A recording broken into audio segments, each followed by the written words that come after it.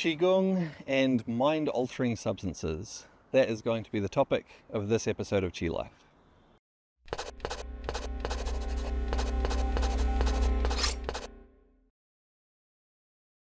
So I'm back at the old abandoned tennis court. I haven't recorded a vlog here in quite a while.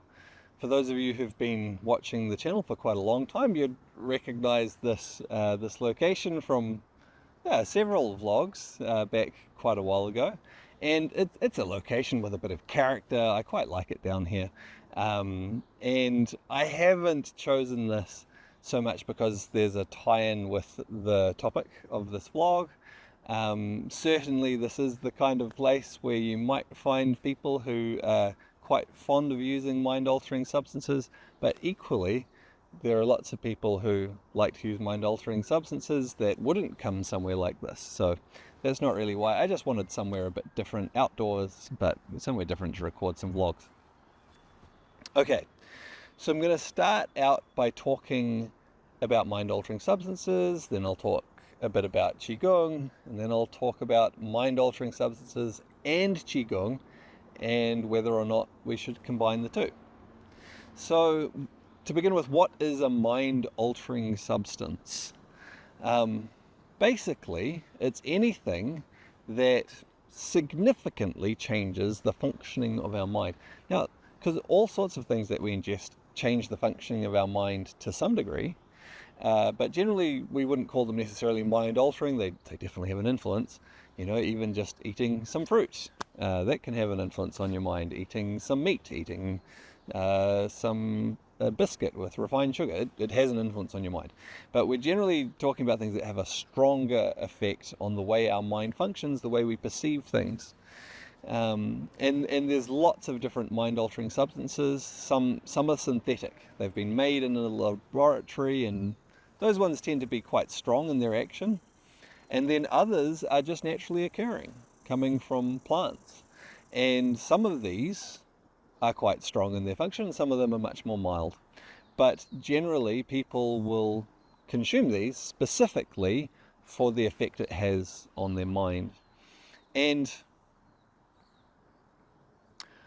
for the milder ones, people maybe just take them for just, calming, relaxing, just as a general part of their routine and so on.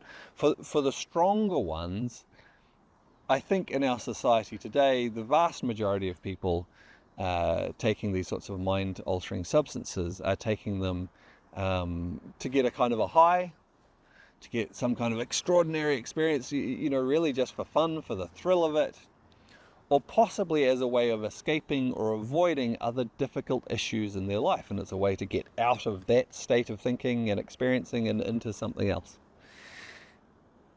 There is potential, and there are people who use mind-altering substances for other purposes as well. And it's to alter the state of their mind, but more as a way of discovery, of exploration, of experiencing new things, not just as a thrill, but as a way to maybe gain deeper insight about themselves, about the world, and perspective on aspects of their life, and so on. And I think there's good potential for using some mind-altering substances in that way, in a healthy way that gives real benefit to people. But the vast majority of people are not using those substances in that way. They're using them, again, just for a thrill, to avoid something, to escape something, and often not in the sort of environment with the kinds of controls or safety measures or precautions, checks and balances to ensure that they actually do have a healthy experience as a result of that. And so a lot of people, some people use these things and they just have some fun and it doesn't seem to do them too much harm. There's quite a few people who experience some bad effects from using mind-altering substances in a way that, there's not the checks and balances and things that potentially could lead them to having a more positive, healthy experience with them. Okay, that's mind-altering substances. So moving on to that, Qigong. Well, most people watching this channel, you already know what Qigong is, but how does mind-altering substances tie in with Qigong? So, as I mentioned, mind-altering substances essentially are things that change the way our mind functions, change the way we perceive and experience things and understand things. Qigong can do that too. Often, certainly to begin with, it's quite subtle, you know. But certainly with our Qigong practice, we can start to perceive things differently. It can cause our mind to start to function differently in different ways. It can cause us to have insights and a greater understanding of ourselves, of the world around us, and so on. And we can have some pretty interesting experiences as we develop these insights and different ways of our mind functioning through our Qigong practice.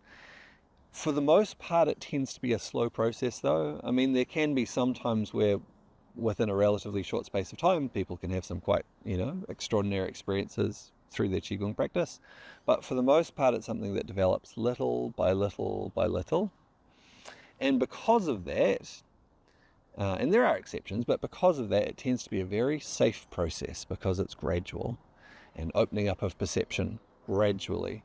And certainly if it's done, in a situation where, again, there's some safety precautions around it in terms of the person practicing, having some guidance from a skilled, experienced teacher to help them, not pursue too strongly something that actually might not be leading them in a good direction or something like that, then it's this very safe process of gradually opening perception, awareness, understanding, and so on. So what about mind-altering substances and Qigong? There's not infrequently a crossover between the sort of person who wants to use mind-altering substances as a way to honestly experience and explore and gain further insight and understanding, sort of as part of their journey of growth and discovery, and the sort of person who might be interested in doing Qigong because they see, hey, I can get some of these same things from Qigong practice as well.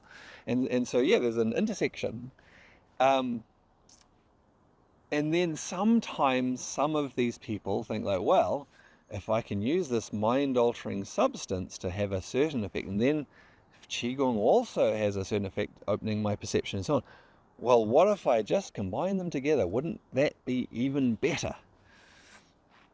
And the answer is, well, while by doing that, people might be able to have some really strong and unusual experiences, it's generally really not a good idea. Because you're taking one thing that has an effect on the mind, another thing, putting them together to create a stronger effect, and that can lead to harm. Essentially, using chemicals, substances to have an effect on the brain, and then using, consciously working with our mind, our body, our breath to work with our energy and strengthening flows of energy or changing the flow of energy through the body, through the energy system, through the brain itself, that can easily become too strong, and it can cause deviations in how the energy flows. It can cause too intense flow, energy to build up, become blocked, and so on. And people can do themselves real harm doing that. So, as a general rule, different people have their own paths through life, and again, as I've said, there can perhaps legitimately be good use for mind-altering substances for people in different ways. It's really not a good idea to combine that with Qigong practice, to put the two together. You're best to keep them separate. If you're interested in Qigong, pursue your Qigong and practice it separately from any use of mind-altering substances, because it can easily become too strong. Even some of the milder substances that people use, combining with something else, because Qigong can be very powerful. Again, it generally builds up gradually, but it can be powerful. The result can be too much and be harmful. Sometimes there can be a tendency for people to think, more is better. Often more is not better. Often more can become too much, can become harmful. And so we want to find, the right balance of healthy stimulation, healthy change, healthy growth within our perception, within our understanding of ourselves and the world around us. So anyway, that's my take on it. It's not an uncommon one. It's a fairly common one, and it's a good thing for people to be aware of. Often people get into Qigong without a really good base of understanding, and often with so much information available in this day and age, without necessarily having someone with skill and experience to guide them. They're just trying things out and doing different things. And it's completely understandable why someone with that inclination towards discovery and so on might think, hey, I'll just combine these together. But really healthy, and I'd say really important also to understand, whoa, that this may not be a good idea. Often, most often, it's not a good idea. You're better to keep them separate because you don't want to push things too far and cause yourself harm. Okay, hopefully that's helpful for someone. Yeah, I look forward to seeing you on another vlog soon.